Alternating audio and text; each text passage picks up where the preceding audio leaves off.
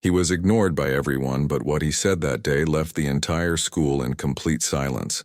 Nobody imagined that a poor kid could teach such a powerful lesson. But before I tell you what happened, nobody knew that this first scene was just the beginning of something much bigger. Before I continue, if stories like this inspire you, subscribe to the channel now so you don't miss the next ones.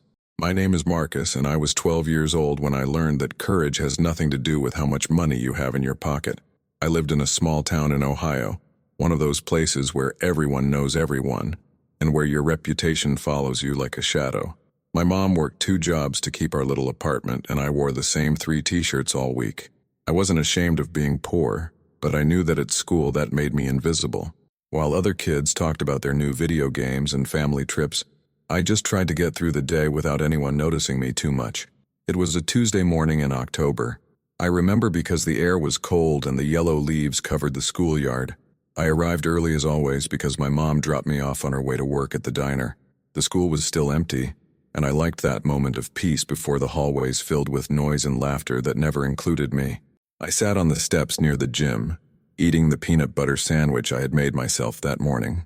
That's when I saw him. His name was Daniel, and he was new to school. He had arrived 2 weeks earlier, and nobody talked to him much either. He was thin, wore glasses that were too big for his face, and always carried a backpack that looked like it weighed more than he did. That morning, Daniel was sitting alone on a bench near the basketball court, and I could see from a distance that something was wrong. He was crying. Not that loud, dramatic crying, but that silent crying that hurts more to watch. His shoulders were shaking, and he kept wiping his face with the sleeve of his worn jacket. I looked around. There were already some kids arriving, but nobody paid attention to him. Or worse, some looked and turned away, pretending they hadn't seen anything. I should have done the same. That's what I always did. Keep my head down, don't get involved, survive another day. But something inside me couldn't ignore it. Maybe it was because I knew what it felt like to be alone. Maybe it was because I had cried like that too many times when I thought nobody was watching. I got up and walked over to him. My heart was pounding, not from fear, but from that strange feeling of doing something you know you should do, even if it's uncomfortable. When I got close, Daniel looked up and his eyes were red and swollen. He tried to hide his face, embarrassed. I sat down next to him without saying anything at first. I just stayed there. After a few seconds, he whispered, almost inaudibly, that he wanted to be left alone. I understood that. Sometimes we say we want to be alone, but what we really want is for someone to care enough to stay.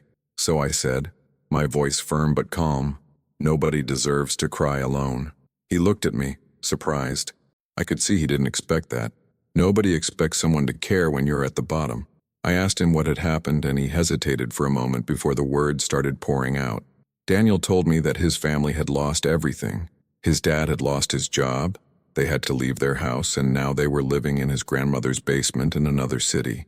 He had to change schools, leave his friends, and start over. And that morning, before class even started, a group of boys had made fun of his old backpack and his worn shoes. They laughed, called him names, and walked away as if he were nothing. I felt a knot in my stomach. I knew those boys. They were the same ones who ignored me every day. The same ones who thought they were better because their parents had money and they had everything they wanted. I looked at Daniel and saw myself. I saw every kid who had ever been made to feel small, worthless, invisible. I told him I understood, that I knew what it was like to feel like you don't belong, that I knew what it was like to hear laughter that wasn't meant to include you, and that he didn't have to go through this alone. He looked at me with a mix of relief and disbelief, as if he couldn't believe someone was being kind to him. We talked for a few more minutes before the bell rang. I told him he could sit with me at lunch and that if anyone bothered him again, I would be there. It wasn't much, but it was what I could offer.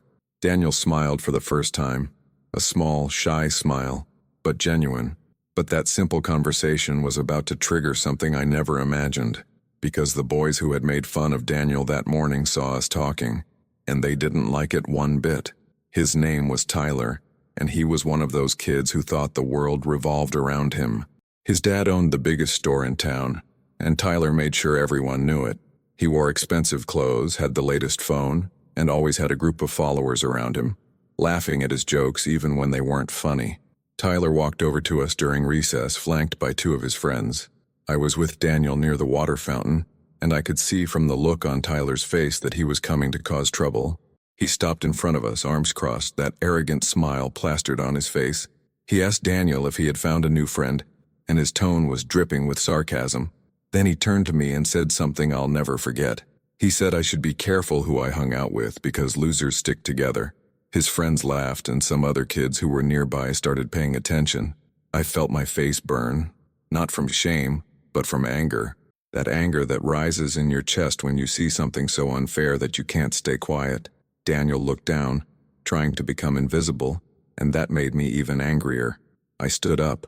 I wasn't taller than Tyler, and I definitely wasn't stronger, but I looked him in the eye and said he needed to stop. Tyler laughed, surprised that I had the courage to confront him. He asked what I was going to do about it, and his friends moved closer, creating a small circle around us. More kids started gathering. I could feel dozens of eyes on us, waiting to see what would happen next. My hands were shaking, but I wasn't going to back down, not this time. Daniel stood up too, standing next to me, even though I could see he was terrified. Tyler kept talking, saying we were pathetic, that we had nothing, that we were nobody. Every word was like a punch, but I didn't let it show. I just kept looking at him, waiting for him to finish. And when he finally stopped, expecting me to lower my head and walk away like I always did, I did something different. I took a deep breath and said, loud enough for everyone around to hear, that it was easy to make fun of others when you had everything handed to you. That it was easy to feel superior when you never had to struggle for anything. And that true courage wasn't about having money or popularity, but about standing up for those who couldn't defend themselves. The silence that followed was deafening. Tyler stood there, mouth half open, not knowing what to say. His friends looked at each other, uncomfortable. The other kids just watched, processing what I had just said. Nobody expected the poor kid, the invisible one, to speak like that. But I wasn't done. I looked around at all those faces watching us, and I said something that came from deep in my heart. I said nobody deserves to cry alone. Nobody deserves to be made to feel worthless just because someone else thinks they're better. And if being a loser meant caring about others, then I was proud to be one. Tyler tried to recover, to say something to regain control of the situation, but the words didn't come out. A teacher appeared and dispersed the crowd, telling everyone to go back to class. Tyler walked away, but not before giving me a look that promised this wasn't over. Daniel and I walked to class together. He didn't say much, but I could see in his eyes that something had changed, and in mine too. For the first time in my life, I felt like I had done something that really mattered. But what I didn't know was that this moment would spread throughout the school like wildfire, and that by the end of the day, everything would be different. The rest of the morning was strange. I could feel people looking at me in the hallways, whispering when I passed by. Some looks were of curiosity, others of respect, and a few of disdain. I had never received so much attention in my life, and honestly, I didn't know how to handle it. At lunch, I sat at my usual table in the corner of the cafeteria, and Daniel sat next to me. We were eating in silence when something unexpected happened. A girl named Sarah, who was one of the popular kids, approached our table. She put her tray down and asked if she could sit with us. I looked at Daniel, confused, and he shrugged. Sarah sat down and said she had heard what happened during recess. She said it was brave, and that she admired what I had done. I didn't know what to say. Sarah had never spoken to me before, and now she was sitting at my table, smiling genuinely. More kids started coming over, some just to say they agreed with what I had said, others to ask if Daniel was okay. It was surreal. For years I had been invisible, and now suddenly people saw me. But the strangest thing was that I didn't feel special or important. I just felt like I had done the right thing, but not everyone was happy about it. Tyler and his friends sat at their table on the other side of the cafeteria, staring at us with expressions of pure hatred. I knew this wasn't over. Tyler wasn't the type to let something like this go without retaliation. After lunch, I had math class, and Tyler was in the same class. He sat in the back, and I could feel his gaze burning into the back of my head the entire time. When the bell rang, he was the first to leave, and I knew he was waiting for me somewhere. I was right. When I left school at the end of the day, Tyler was near the parking lot with his friends. They blocked my path, and Tyler had that same arrogant smile, but now there was something darker in his eyes. He said I thought I was a hero, but that I was just an idiot. that I had humiliated him in front of everyone and that now I would pay for it. His friends surrounded me, and I felt fear tighten in my chest. I wasn't a fighter. I had never been in a real fight, and there were 3 of them. But before anything could happen, something incredible occurred. Daniel appeared out of nowhere, positioning himself next to me. Then Sarah showed up, along with 2 other kids from school. They stood between me and Tyler, forming a barrier. Sarah looked Tyler in the eye and said if he wanted to do something, he would have to go through all of them. Tyler hesitated. He looked around and saw that more kids were stopping to watch. He was losing control of the situation again, and he knew it. With a curse under his breath, Tyler stepped back. He said this wasn't over and walked away with his friends. Sarah and the others stayed there until they were gone, and then they turned to me. One of the boys, named Jake, said I had done something important. That many kids at that school had been bullied by Tyler and his group, but nobody had ever had the courage to stand up to them. And now, because of what I had done, things were starting to change. I didn't feel like a hero. I just felt relieved that nothing worse had happened. But when I looked at Daniel and saw the gratitude in his eyes, I understood that sometimes courage isn't about not being afraid. It's about doing the right thing even when you're terrified. That night, lying in my bed in our small apartment, I thought about everything that had happened. I thought about how a simple act of kindness had triggered a chain of events I never could have predicted, and I wondered what would come next. Because I knew that at school things were just beginning to change, and that this story was far from over. The next day I walked into school expecting things to go back to normal, that maybe everyone would forget what had happened and I could go back to being invisible. But I was wrong. Everything had changed, and there was no going back. As soon as I entered the hallway, I noticed the difference. Kids I had never spoken to before nodded at me. Some smiled. Others came up to shake my hand or pat me on the shoulder. It was overwhelming. I didn't know how to react to all this attention. Part of me liked it, but another part just wanted to disappear. Daniel was waiting for me at my locker. He looked different, more confident, standing a little taller. He told me that his grandmother had heard about what happened. Someone had posted about it on social media, and now half the town was talking about the poor kid who stood up to the school bully. I felt my stomach drop. I didn't want to be famous. I just wanted to help a friend. But the story had taken on a life of its own. By lunchtime, I found out that a local newspaper wanted to interview me. The principal called me to his office, and I thought I was in trouble. Instead, he shook my hand and said I had shown true character. He said the school was proud of me, and that he hoped other students would follow my example. I left his office feeling confused. I hadn't done anything extraordinary. I had just been kind to someone who needed it. Why was everyone making such a big deal out of it? But when I talked to Sarah later, she explained something that changed my perspective. She said that most people see injustice every day and do nothing. They walk past it, ignore it, tell themselves it's not their problem. But I had done something different. I had chosen to act, even when it was uncomfortable, even when I had nothing to gain from it. And that, she said, was rare, rarer than I realized. That afternoon during gym class, something happened that made me understand the real impact of what I had started. We were playing basketball, and Tyler was on the opposite team. He was playing aggressively, pushing and elbowing, trying to provoke me. But I didn't react, I just kept playing. Then he went after Daniel. He pushed him hard and Daniel fell to the ground. The gym went silent. Everyone expected me to do something, to confront Tyler again. But before I could move, something incredible happened. Jake, the boy who had defended me the day before, stepped between Tyler and Daniel. Then another kid did the same, and another. Within seconds, there were 5 students standing up to Tyler, telling him his behavior wasn't acceptable anymore. The gym teacher blew the whistle and benched Tyler for the rest of the class. I helped Daniel up, and he looked at me with wide eyes. He whispered that he couldn't believe what had just happened. I couldn't either. It wasn't just me anymore. Other kids were finding their courage too. The culture of the school was shifting, and it had started with one simple act of kindness. But Tyler wasn't going to let this go. After school, I heard from Sarah that he was planning something. She didn't know what, but she had overheard him talking to his friends, and it sounded serious. She warned me to be careful, to maybe avoid him for a few days until things cooled down. I thought about her advice, but I realized that avoiding him would send the wrong message. It would show that bullies still had power, that fear still controlled us. so I decided to face whatever was coming head on. The next day was Friday, and there was a school assembly scheduled for the afternoon. The principal was going to talk about respect and bullying, and everyone knew it was because of what had happened. I sat in the auditorium with Daniel and Sarah, waiting for it to start. The principal gave a good speech about treating each other with kindness and standing up for what's right. He didn't mention me by name, but everyone knew who he was talking about. When he finished, he did something unexpected. He opened the floor for students to share their own experiences. At first, nobody moved. The auditorium was silent, hundreds of students sitting there, waiting.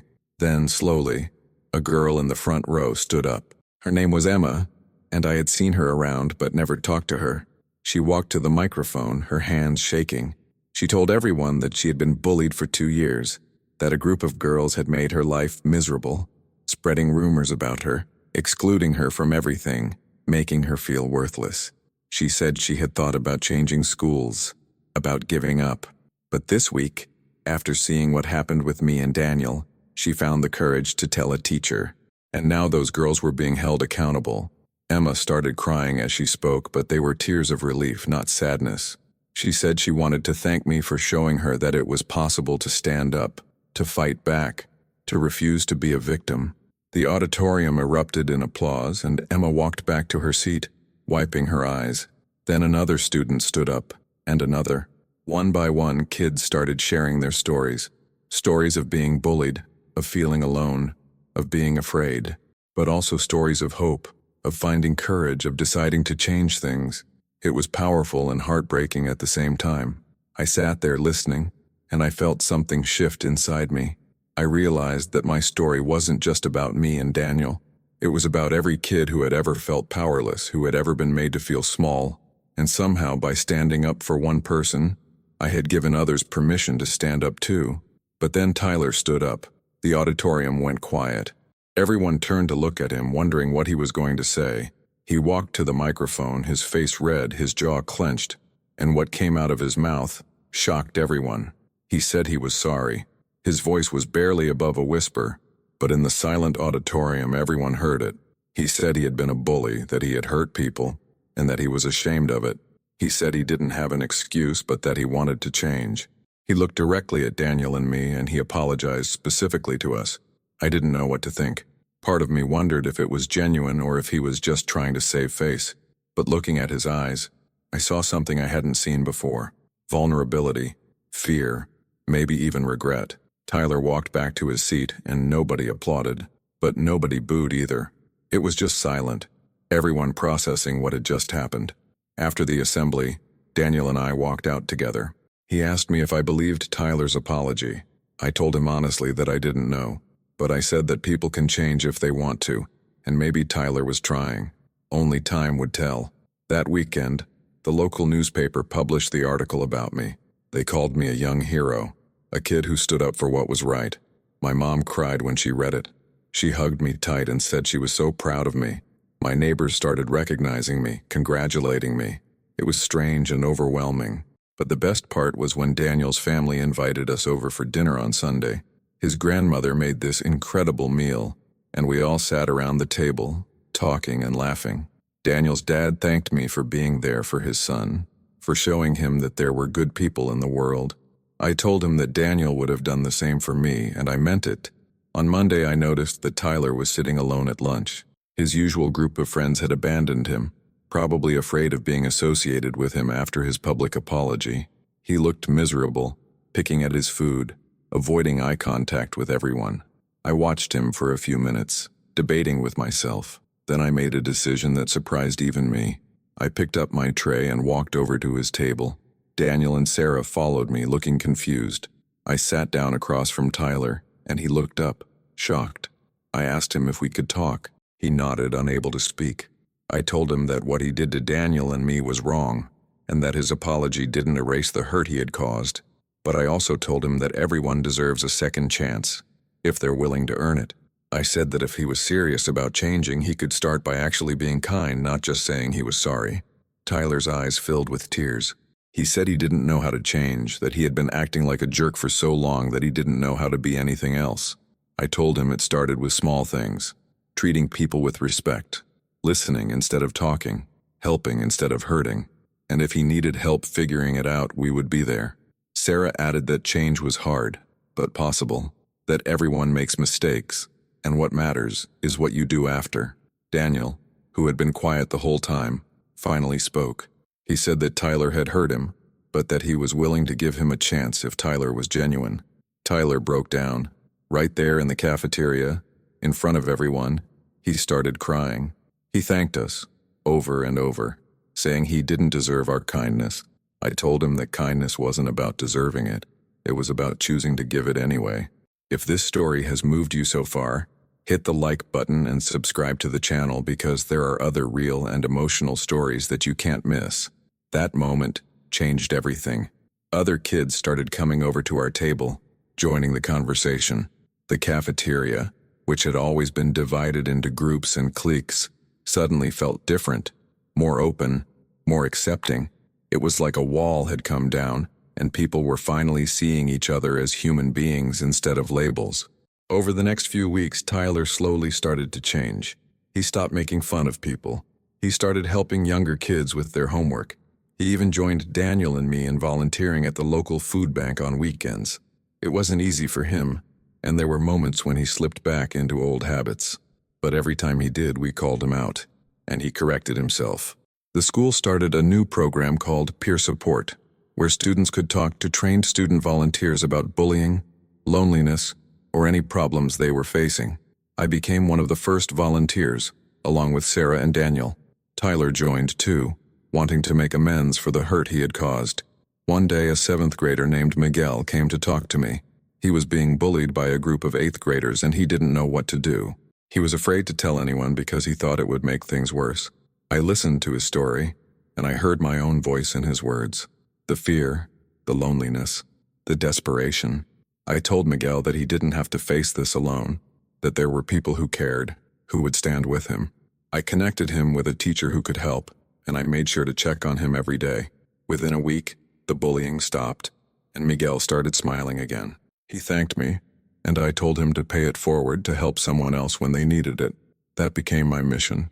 Not to be a hero or to get recognition, but to make sure that no kid in my school ever felt as alone as I had felt for so many years. And I wasn't doing it by myself. Daniel, Sarah, Tyler, and dozens of other students were doing the same thing. We were creating a culture where kindness mattered, where standing up for others was the norm, not the exception. But there was still one more challenge ahead, one that would test everything we had built and show whether real change had truly happened. It came in the form of a new student. His name was Kevin, and he transferred to our school in early December. He was bigger than most kids, with a tough exterior and a chip on his shoulder. Within days, he had established himself as the new bully, picking up where Tyler had left off. Kevin started targeting the same kids Tyler used to target. He made fun of their clothes, their looks, their families. He pushed them in the hallways, knocked books out of their hands, spread rumors. It was like watching history repeat itself, and I felt a familiar anger rising in my chest. I knew I had to do something. But this time, it wasn't just about me. It was about all of us, about the community we had built. So I gathered everyone together, Daniel, Sarah, Tyler, and all the other kids who had joined our cause.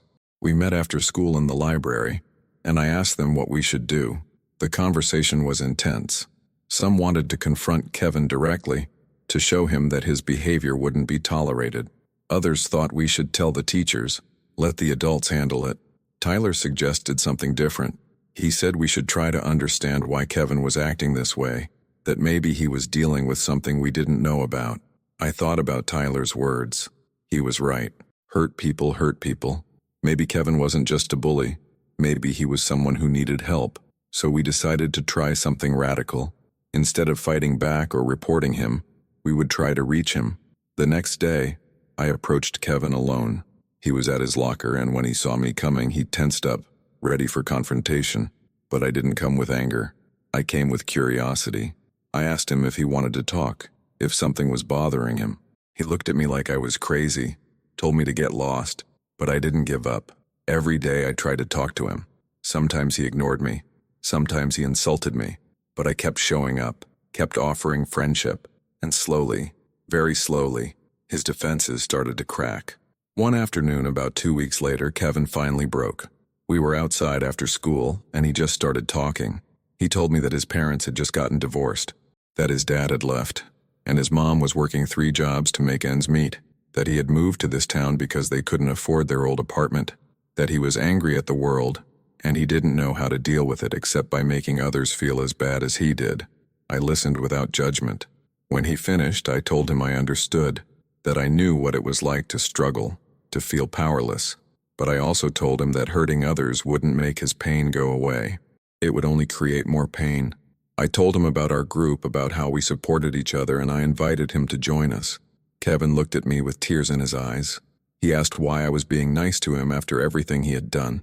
I told him what I had learned, that nobody deserves to cry alone and that everyone deserves a chance to be better. He broke down right there, and I let him. Sometimes that's what people need most. Permission to feel, to be vulnerable, to be human. Kevin joined our group. It took time for the other kids to trust him, especially those he had bullied. But gradually, as they saw him change, as they saw him apologize and make amends, they opened up. And Kevin became one of our strongest advocates, using his own story to help other kids who were struggling. By the time winter break came around, our school had transformed. The hallways felt different, lighter. Kids smiled more. There was less gossip, less cruelty. Teachers noticed it too, commenting on how the atmosphere had improved. And it all started with one moment, one choice to stand up for someone who was crying alone. But the most powerful moment came on the last day before break. The principal called an assembly on the last day before winter break. Nobody knew what it was about, but the entire school gathered in the auditorium, buzzing with curiosity. I sat with Daniel, Sarah, Tyler, and Kevin, our little group that had somehow become a family.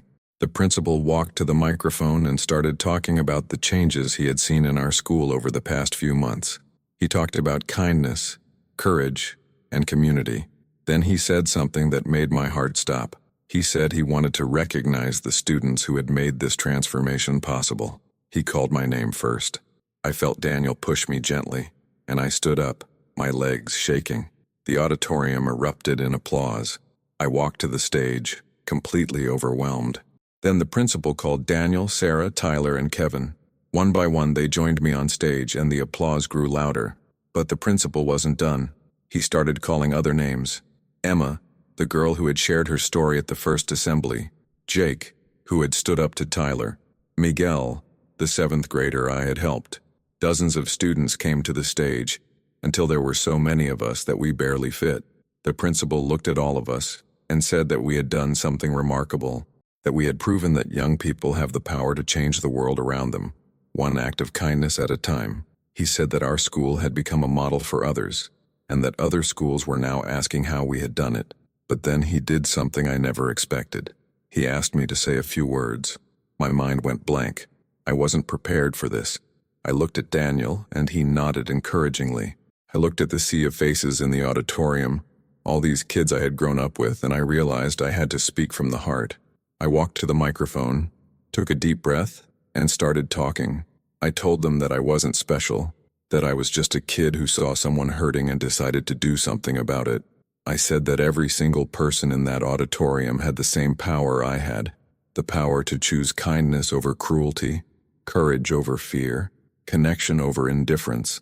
I told them about the day I sat next to Daniel, about how scared I was, about how I almost walked away.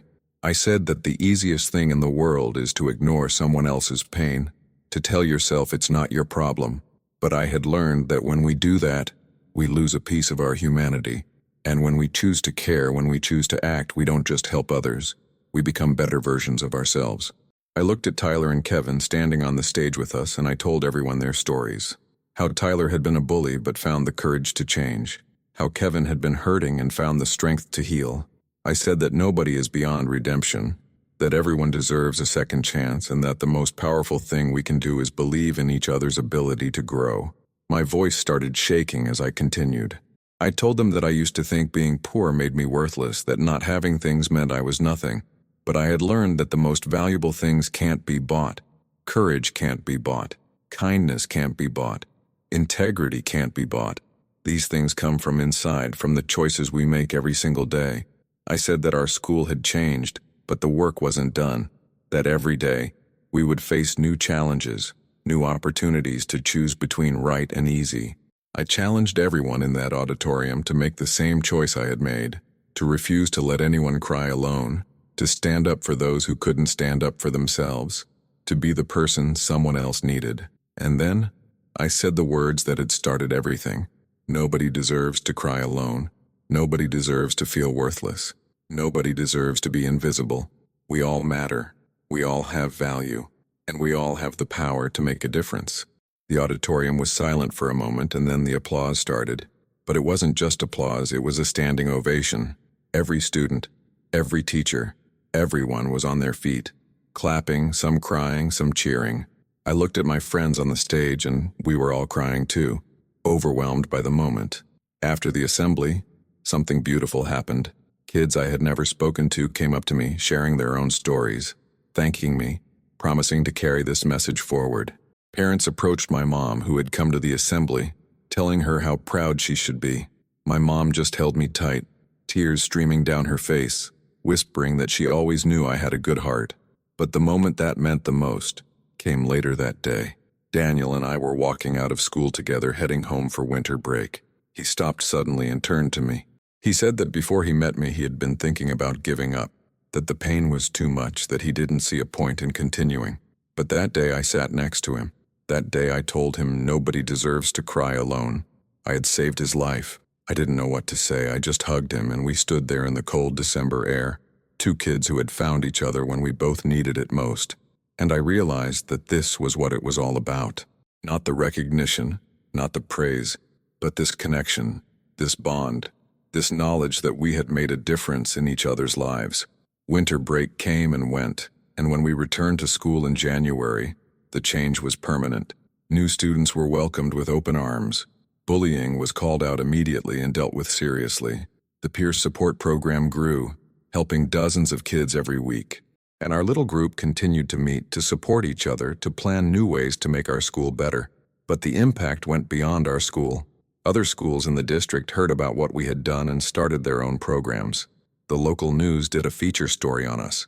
I even got invited to speak at a conference for educators about youth leadership and anti-bullying initiatives. It was surreal, but also humbling. Through it all, I stayed grounded. My mom reminded me constantly that fame and recognition were temporary, but character was forever. She taught me that the real measure of a person wasn't in what others said about them, but in how they treated people when nobody was watching. And I tried to live by that. Tyler became one of my closest friends. It was strange at first, considering our history, but we bonded over our shared journey of growth. He told me once that I had given him something he never thought he could have, a chance to be better than his worst mistakes. He said that everyone had written him off as just a bully, but I had seen the person he could become, and that belief had changed everything. Kevin graduated from our school that year and moved on to high school, but he stayed in touch. He sent me a letter during the summer, thanking me for not giving up on him, for showing him that his pain didn't have to define him. He said he was joining a mentorship program for troubled youth, wanting to be for other kids what I had been for him. That letter still sits on my desk, a reminder of the ripple effects of kindness. Sarah went on to become student body president the following year, running on a platform of inclusivity and compassion. She told me during her campaign that she had learned from me that leadership wasn't about being the most popular or the most powerful. It was about serving others and lifting them up. She won by a landslide. Daniel blossomed in ways I never could have imagined. He joined the debate team, made the honor roll, and became one of the most respected students in our school.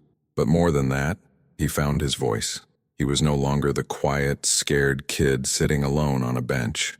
He was confident, articulate, and passionate about helping others, and he never forgot where he came from, always reaching out to new students, making sure nobody felt as alone as he once had. As for me, I just kept doing what I had always done. I showed up. I cared. I refused to walk past someone in pain. It wasn't always easy.